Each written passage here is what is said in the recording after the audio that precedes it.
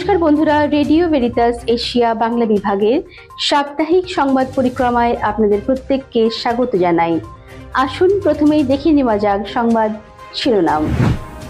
Pope Leo চতুর্দশ Kolkata মহাধর্মপ্রদেশের কোয়ার্জিটর bishop হিসেবে আসানসোলের বিশপ শ্রদ্ধেয় বিশপ ইলিয়াস ফ্র্যাঙ্ককে নিয়োগ দিয়েছেন। রাঘবপুর সাধু যোসেফ ক্যাথলিক গির্জায় উদযাপিত হল সাধারণ খ্রিস্টভক্ত দিবস। ঠাকুরপুকুর সেক্রেড হার্ট গির্জায় পরম পবিত্র শ্রী যিশু হৃদয় মহাপর্ব উদযাপন। রাঘবপুর সাধু যোসেফ ক্যাথলিক গির্জায় জুবলি ক্রুশের আনায়ন। উদয়নী সোশ্যাল অ্যাকশন ফোরামের উদ্যোগে উদযাপিত হল বিশ্ব পরিবেশ দিবস। বন্ধুরা, এতক্ষণ আপনারা শুনছিলেন সংবাদ শিরোনাম। আসুন এবারে চলে যাব বিস্তারিত খবরে। Radio Veritas Asia, the voice of Asian Christianity. Radio Veritas Asia mobile app offers services in English and 21 Asian languages. Download the Radio Veritas Asia app to get more videos from Radio Veritas Asia. Comment, like and share.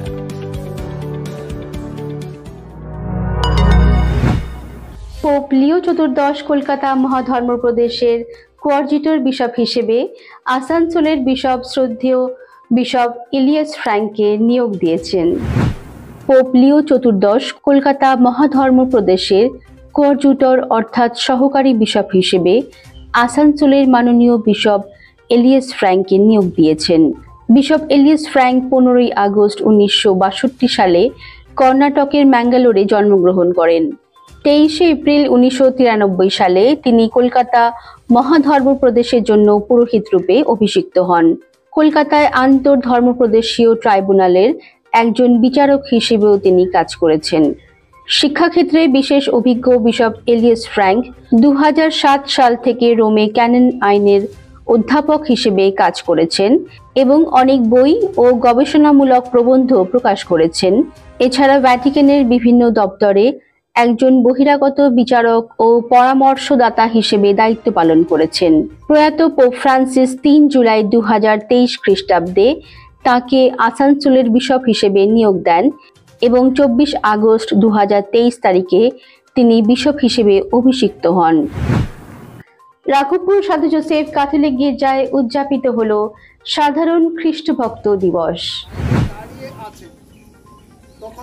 29 June 2025 খ্রিস্টাব্দ Raghabpur Saint Joseph Catholic গির্জায় মহা সমারোহের সাথে পালিত হল সাধারণ খ্রিস্টভক্তগণের পর্ব দিবস। এই দিন সকাল 6:30টায় পবিত্র খ্রিস্টজাগ উৎসর্গ করেন ধর্মপল্লীর পাল পুরোহিত ফাদার জোসেফ টোপ্পো এস.জে. মহাশয়। উপাসনার বিষয়বস্তু ছিল সাধারণ খ্রিস্টভক্তদের বিশ্বাস দৃঢ় করা।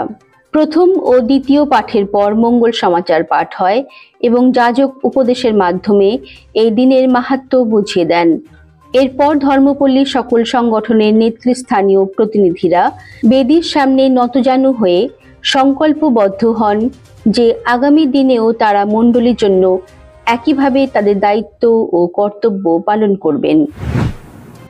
ঠাকুরপুকুর সেক্রেড হার্ট গির্জায় পরম পবিত্র শ্রী যিশু হৃদয় মহাপর্ব উদযাপন। বিগত 29 জুন 2025 খ্রিস্টাব্দ দক্ষিণ 24 পরগনার ঠাকুরপুকুরে অবস্থিত সেক্রেড হার্ট গির্জায় এক আধ্যাত্মিক পরিবেশে পালিত হল পবিত্র যিশু হৃদয়ের মহোৎসব। উৎসবের দিনটি শুরু হয় এক আন্তর্মুখী প্রার্থনা পর্বের মাধ্যমে। সকালে মিশা শুরুর আগে 30 মিনিটের জন্য অনুষ্ঠিত হয় ভক্তিমূলক উপাসনা ও আরাধনা, যা পরিচালনা করেন বারুইপুর ধর্মপ্রদেশের vicar general father Kanauj Roy এবং গির্জার পালক পুরোহিত father Tushar Augustine Gomes. Father Kanauj তাঁর হৃদয়স্পর্শী উপদেশে ভালোবাসা, বিশ্বাস ও সেবার গুরুত্ব তুলে ধরেন, যা উপস্থিত ভক্তদের মনে গভীর অনুরণন সৃষ্টি করে। এই দিনটিতে 500-রও বেশি খ্রিস্টভক্ত অংশগ্রহণ করেন, যার ফলে গির্জা প্রাঙ্গণ ছিল প্রাণবন্ত ও প্রার্থনাময় পরিবেশে মুখরিত। এই দিনটি ছিল ঈশ্বরের প্রেম, ঐক্য ও সেবার এক জীবন্ত উদাহরণ, যা সকল খ্রিস্টভক্তের হৃদয়ে চিরস্মরণীয় হয়ে থাকবে। রাঘবপুর সাধু যোসেফ ক্যাথলিক গির্জায় জুবলি ক্রুশের আনায়ন। বিগত 6 জুন 2025 খ্রিস্টাব্দ রাঘবপুর সাধু জোসেফ ক্যাথলিক গির্জার খ্রিস্টভক্তরা জুবিলি ক্রুশকে বরণ করে নিলেন। সাধু জোসেফের গির্জার সাজনাবেরিয়া গির্জা থেকে জুবিলি ক্রুশের এই স্বাগতানুষ্ঠানে উপস্থিত ছিলেন রাঘবপুর ধর্মপল্লীর পুরোহিতগণ, সাজনাবেরিয়া ধর্মপল্লীর পুরোহিতবর্গ, ডিএসএ সিস্টারগণ, এছাড়াও 2 ধর্মপল্লীর অগণিত খ্রিস্টভক্তরা এক মিলন উৎসবের সাক্ষী হয়ে রইল এই অনুষ্ঠানে। কীর্তন সহযোগে শোভাযাত্রার মাধ্যমে অগণিত খ্রিস্টভক্তগণ রাঘবপুর গির্জার উদ্দেশ্যে রওনা দেন। শোভাযাত্রার শেষে ধর্মপল্লীর সকল সংগঠন থেকে জুবলি ক্রুশ বরণ ও আরতির মাধ্যমে শ্রদ্ধা জ্ঞাপন করা হয়। এরপর পুরোহিতগণ পবিত্র ক্রুশকে গির্জার বেদিতে স্থাপন করেন এবং জুবিলি ক্রুশের আরাধনা করেন। পবিত্র খ্রিস্টজাগ উৎসর্গ করেন রাঘবপুরের mission superior father Jansen Padiyara SJ, পালপুরোহিত ফাদার জোসেফ টোপ্পো এসজে এবং বর্ধমান সেন্ট জেভিয়ার্স থেকে আগত ফাদার জেভিয়ার এসজে মহাশয়। পবিত্র জুবিলি ক্রুশ 6 জুন থেকে 21 জুন পর্যন্ত ধর্মপল্লীতে রাখা হয়। এই কয়েকদিন জুবিলি ক্রুশকে নিয়ে রাঘবপুর ধর্মপল্লীর সকল সাব সেন্টারে নিয়ে পরিক্রমা করা হয়। এরপর 20 জুন দেবীপুর থেকে জুবিলি ক্রুশ নিয়ে শোভাযাত্রা কীর্তন সহযোগে রাঘবপুর সেন্ট পলস উচ্চ বিদ্যালয়ে পৌঁছানো হয়। সেখানে পবিত্র খ্রিস্টজাগ উৎসর্গ করেন বারুইপুর ধর্মপ্রদেশের ধর্মপাল শ্রদ্ধেয় বিশপ শ্যামল বোস মহাশয়। জুবিলি ক্রুশের বিশেষ আশীর্বাদ যাচনা করে দিনটি মহাসমারোহে পালন করা হয়। উদয়নী সোশ্যাল অ্যাকশন ফোরামের উদ্যোগে উদযাপিত হলো বিশ্ব পরিবেশ দিবস। বিগত 5, 6, 7 এবং 18 জুন 2025 খ্রিস্টাব্দ উদয়নী সোশ্যাল অ্যাকশন ফোরাম বিশ্ব পরিবেশ দিবস উপলক্ষে পশ্চিমবঙ্গের বিভিন্ন ব্লকে সচেতনমূলক ও জনসম্পৃক্ত কার্যক্রমের আয়োজন করে। এবারের বিশ্ব পরিবেশ দিবসের প্রতিপাদ্য বিষয় ছিল প্লাস্টিক দূষণ বন্ধ করো, সবুজ পরিবেশ গড়ে তোলো।